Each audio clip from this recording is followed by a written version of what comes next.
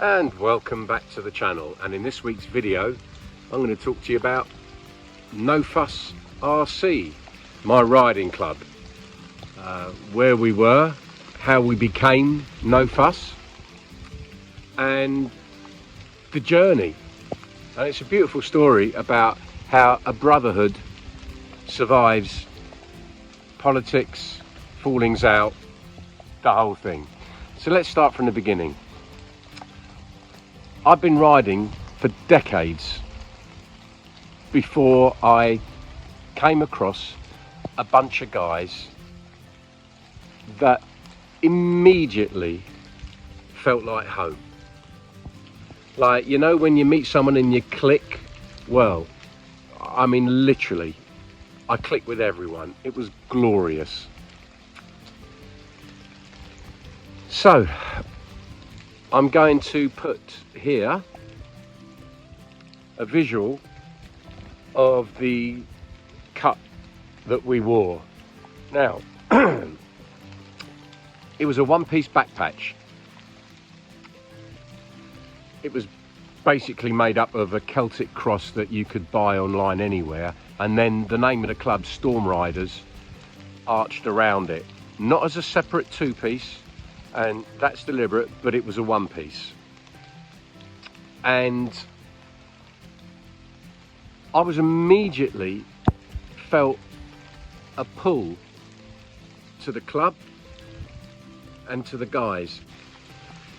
Now, it was glorious. We would meet once a week on a Thursday at the Backroom Bar, which is just behind, and it's part of the Hard Rock Cafe in London. Very swanky place, Hard Rock. Very swanky place, Mayfair, but the Backroom Bar was a little bit more basic. And we used to meet there every Thursday, and it was glorious. It was a wonderful experience. The club had a president who was the glue for the entire operation. And we would have regular ride outs, very organised, very, very organised. Everybody would know their riding positions, and it was so much fun. And then a couple of times a year, the patched members would meet up, round table, and they discuss club business.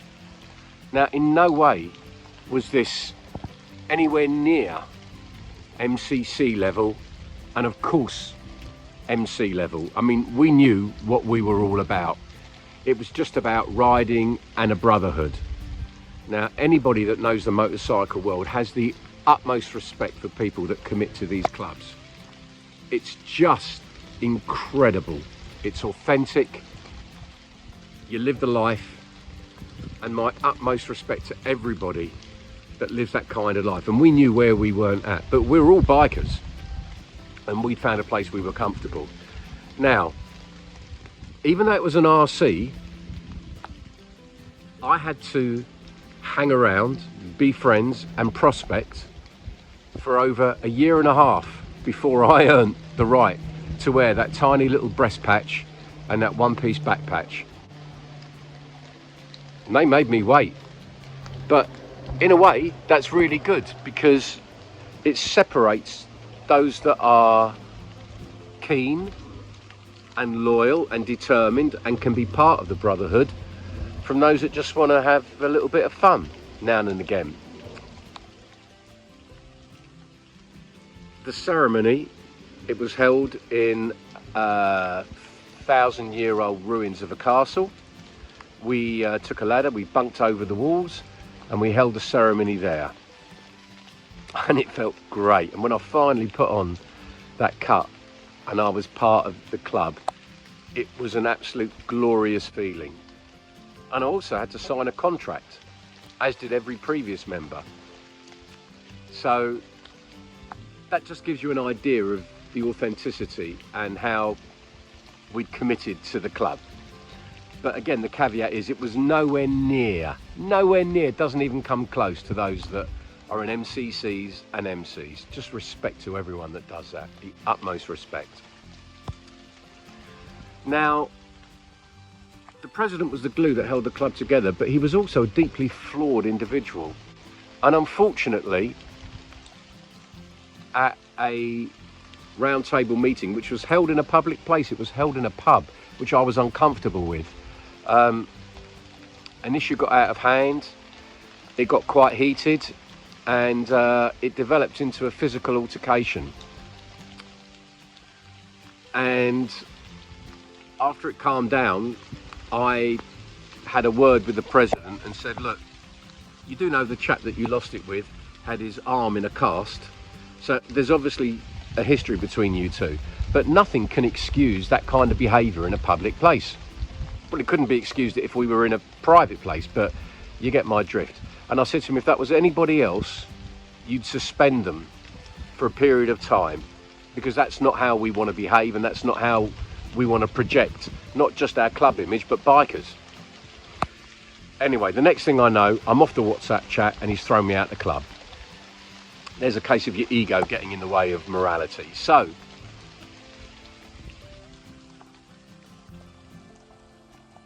in solidarity, every single member of the club resigned, gave up their patch. Oh, that was just such a moving experience for me. And that's how I felt Brotherhood. Hang on, I've got someone with a dog coming. I'll review this in a minute. So after they gave up their patch in protest, we were just without a club. We were a brotherhood, but we had no identity other than the fact that the bond survived that falling out. And one of the boys decided, look, let's get our own WhatsApp chat, and he named it No Fuss. And obviously that's because we'd had a bellyful of club politics, hierarchy and rules. So after a while I thought, okay, yeah, that describes who we are. So I designed and created a badge, a logo, a patch for us, this time just the breast patch. And so that's what we became, No Fuss Riding Club. And here we are, 5-6 years after the event. And although we all used to live within the M25, and we're now spread as far afield as Scotland, we've got members in Hampshire and Kent. I can talk numbers now. There was 9 of us that were patched. So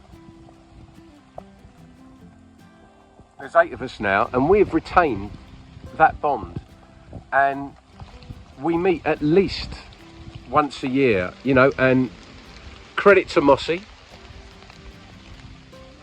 there you go, Mark, credit to Mossy, because he flew down from Scotland for one of our get-togethers, and we ride when we can. But it's just a lovely, supportive, almost spiritual brotherhood that survived that. It can survive anything. So yeah, there you go.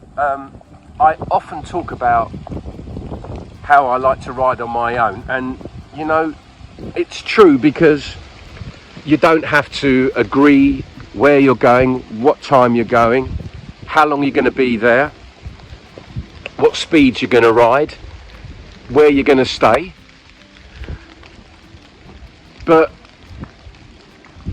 the brotherhood that we have, I still feel that, and that's a bunch of guys that I would do anything for, anything. It's a beautiful feeling.